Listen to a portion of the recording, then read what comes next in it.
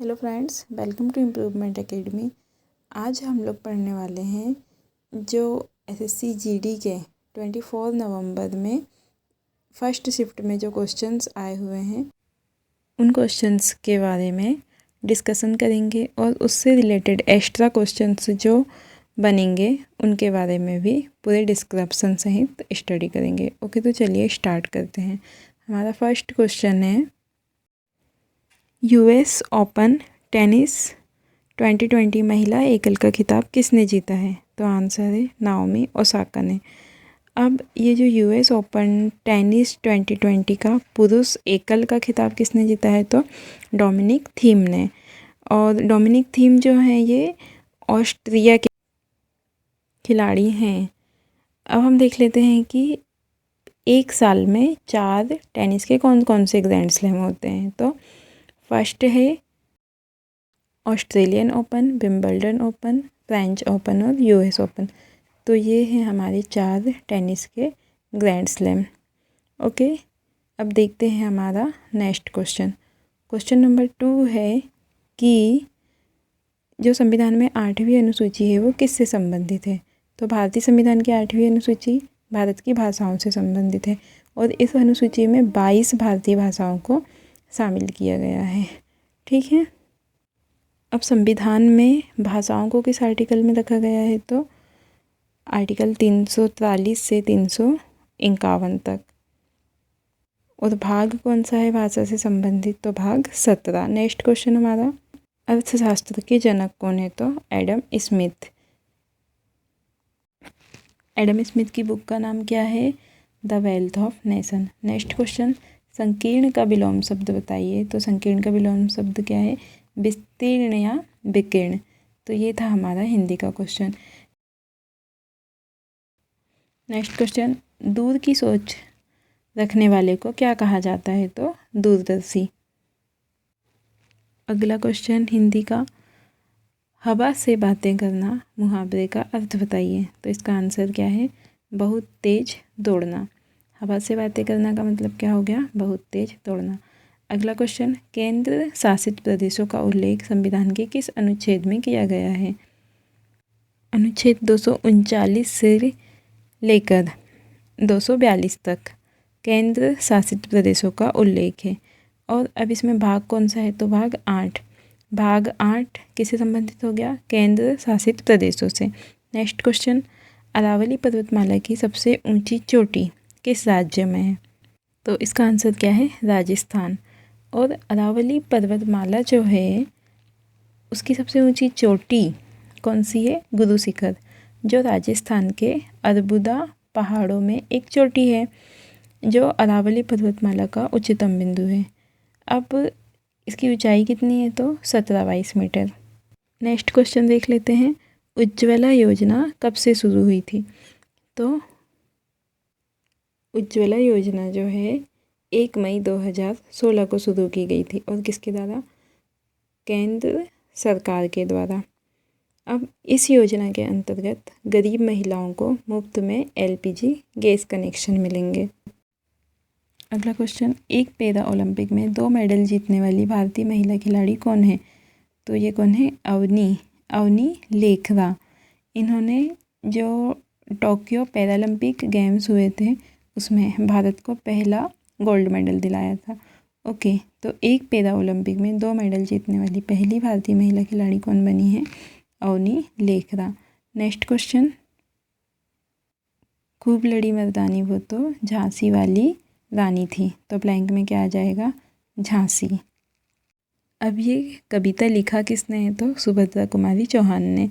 बुंदेले हर बोलो के मुँह हमने सुनी कहानी थी, खूब लड़ी मर्दानी वो तो झांसी वाली रानी थी। ये कविता किसने लिखा है? सुभद्रा कुमारी चौहान ने। और सुभद्रा कुमारी चौहान से रिलेटेड एक फैक्ट ये भी है कि असहयोग आंदोलन के दौरान जेल जाने वाली पहली महिला कौन थी? तो सुभद्रा कुमारी चौहान। अगला क्वेश्चन, शिशु योजना में कुल कितनी राशि दी जा रही है? तो अभी तक हम लोग देख रहे हैं इतने दिनों से जो एसएससी जीडी के एग्ज़ाम्स हो रहे हैं उसमें 1 या 2 योजना तो हर शिफ्ट में पूछी ही जा रही है।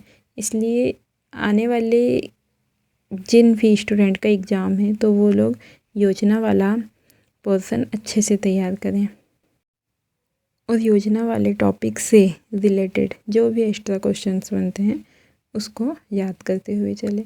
तो देखते हैं शिशु योजना में कुल कितनी राशि दी जा रही है। आंसर क्या है, 2,000 रुपये प्रति माह। मतलब इस योजना के तहत ऐसे बच्चों की देखभाल के लिए 2,000 रुपये प्रति माह और अतिरिक्त राशि 1,500 रुपये प्रति माह दी जाएगी। नेक्स्ट क्वेश्चन, देव दीपावली कहाँ पर मनाया जाता है। तो काशी में कार्तिक पूर्णिमा के दिन देव दीपावली मनाया जाता है। नेक्स्ट क्वेश्चन, ब्रह्मा का शुद्ध वर्तनी पूछा गया था।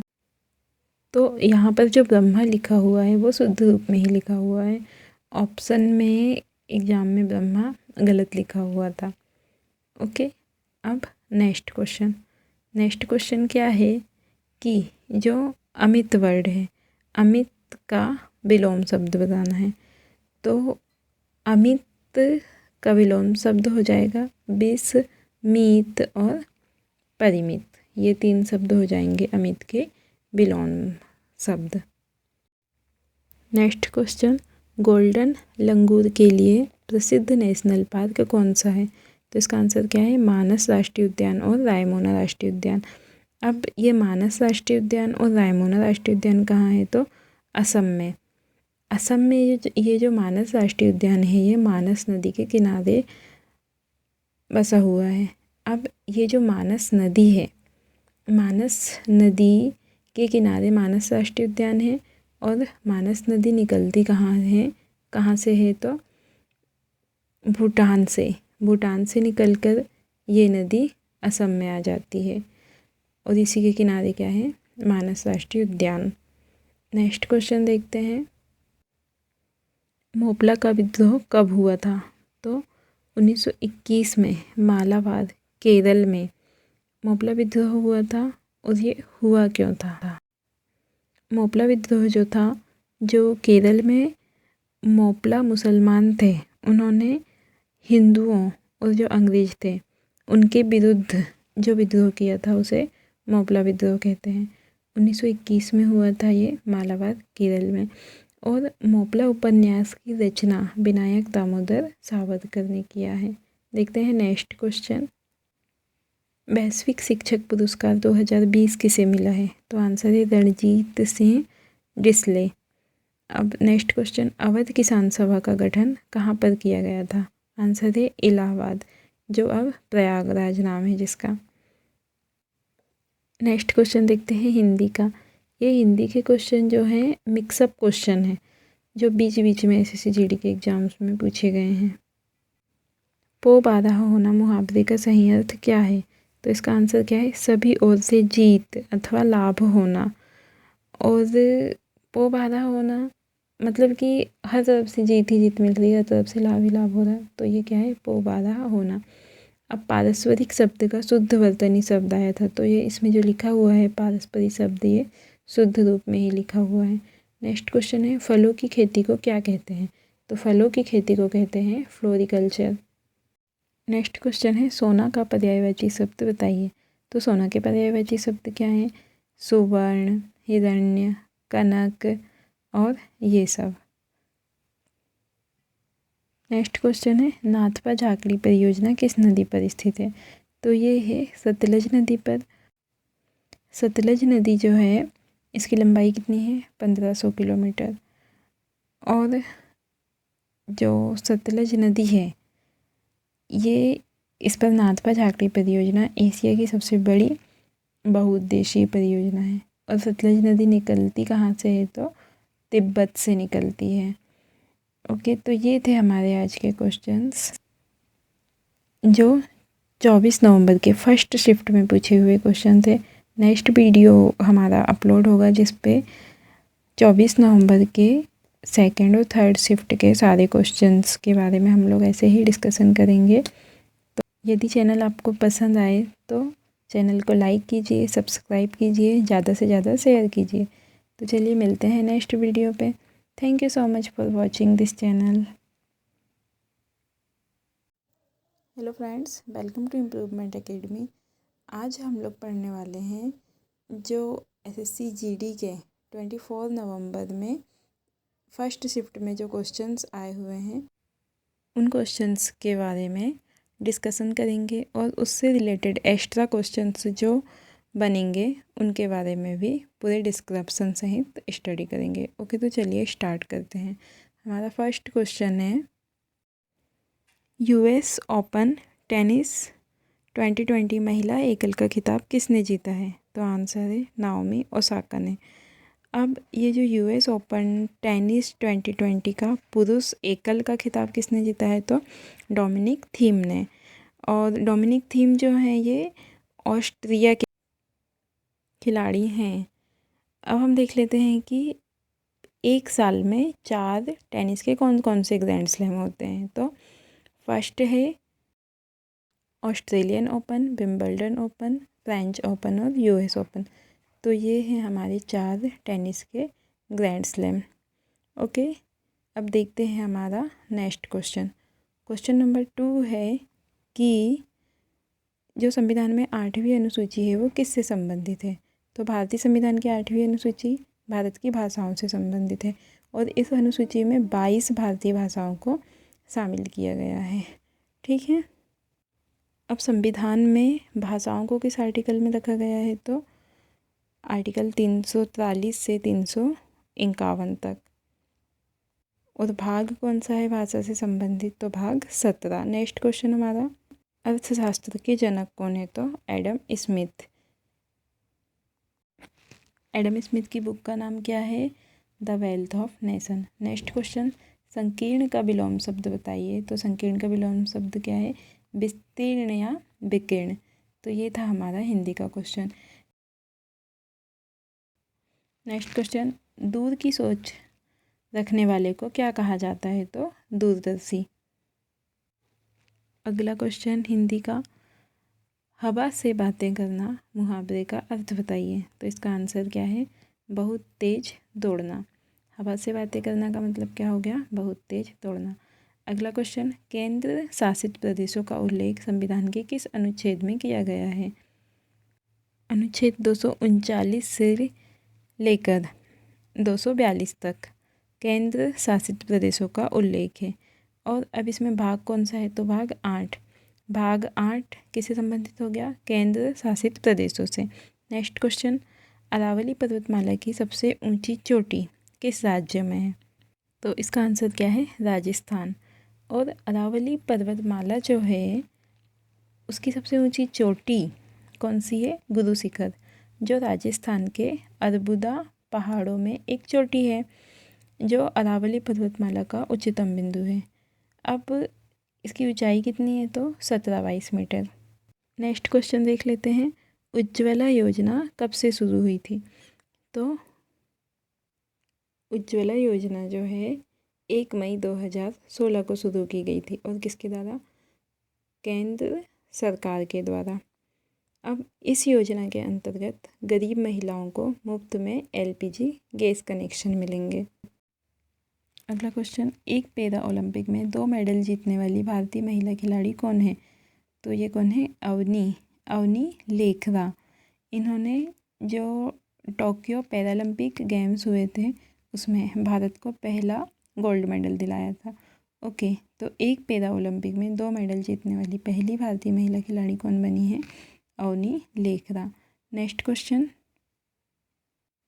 खूब लड़ी मर्दानी वो तो झांसी वाली रानी थी। तो ब्लैंक में क्या आ जाएगा? झांसी। अब ये कविता लिखा किसने है? तो सुभद्रा कुमारी चौहान ने। बुंदेले हर बोलो के मुँह हमने सुनी कहानी थी, खूब लड़ी मर्दानी वो तो झांसी वाली रानी थी। ये कविता किसने लिखा है? सुभद्रा कुमारी चौहान ने। और सुभद्रा कुमारी चौहान से रिलेटेड एक फैक्ट ये भी है कि असहयोग आंदोलन के दौरान जेल जाने वाली पहली महिला कौन थी? तो सुभद्रा कुमारी चौहान। अगला क्वेश्चन, शिशु योजना में कुल कितनी राशि दी जा रही है? तो अभी तक हम लोग देख रहे हैं इतने दिनों से जो एसएससी जीडी के एग्ज़ाम्स हो रहे हैं उसमें 1 या 2 योजना तो हर शिफ्ट में पूछी ही जा रही है। इसलिए आने वाले जिन भी स्टूडेंट का एग्ज़ाम है तो वो लोग योजना वाला पोर्शन अच्छे से तैयार करें। और योजना वाले टॉपिक से रिलेटेड जो भी एक्स्ट्रा क्वेश्चंस बनते हैं उसको याद करते हुए चले। तो देखते हैं शिशु योजना में कुल कितनी राशि दी जा रही है। आंसर क्या है, 2,000 रुपये प्रति माह। मतलब इस योजना के तहत ऐसे बच्चों की देखभाल के लिए 2,000 रुपये प्रति माह और अतिरिक्त राशि 1,500 रुपये प्रति माह दी जाएगी। नेक्स्ट क्वेश्चन, देव दीपावली कहाँ पर मनाया जाता है। तो काशी में कार्तिक पूर्णिमा के दिन देव दीपावली मनाया जाता है। नेक्स्ट क्वेश्चन, ब्रह्मा का शुद्ध वर्तनी पूछा गया था। तो यहाँ पर जो ब्रह्मा लिखा हुआ है वो शुद्ध रूप में ही लिखा हुआ है। ऑप्शन में एग्जाम में ब्रह्मा गलत लिखा हुआ था। ओके, अब नेक्स्ट क्वेश्चन क्या है कि जो अमित वर्ड है, अमित का विलोम शब्द बताना है। तो अमित का विलोम शब्द हो जाएगा विष, मीत और परिमित। ये 3 शब्द हो जाएंगे अमित के विलोम शब्द। नेक्स्ट क्वेश्चन, गोल्डन लंगूर के लिए प्रसिद्ध नेशनल पार्क कौन सा है। तो इसका आंसर क्या है, मानस राष्ट्रीय उद्यान और रायमोना राष्ट्रीय उद्यान। अब ये मानस राष्ट्रीय उद्यान और रायमोना राष्ट्रीय उद्यान कहाँ है, तो असम में। असम में ये जो मानस राष्ट्रीय उद्यान है ये मानस नदी के किनारे बसा हुआ है। अब ये जो मानस नदी है, मानस नदी के किनारे मानस राष्ट्रीय उद्यान है और मानस नदी निकलती कहाँ से है, तो भूटान से निकलकर ये नदी असम में आ जाती है और इसी के किनारे क्या है, मानस राष्ट्रीय उद्यान। नेक्स्ट क्वेश्चन देखते हैं, मोपला का विद्रोह कब हुआ था। तो 1921 में मालाबार केरल में मोपला विद्रोह हुआ था। और ये हुआ क्यों था। मोपला विद्रोह जो था, जो केरल में मोपला मुसलमान थे, उन्होंने हिंदुओं और जो अंग्रेज थे उनके विरुद्ध जो विद्रोह किया था उसे मोपला विद्रोह कहते हैं। 1921 में हुआ था ये मालाबार केरल में।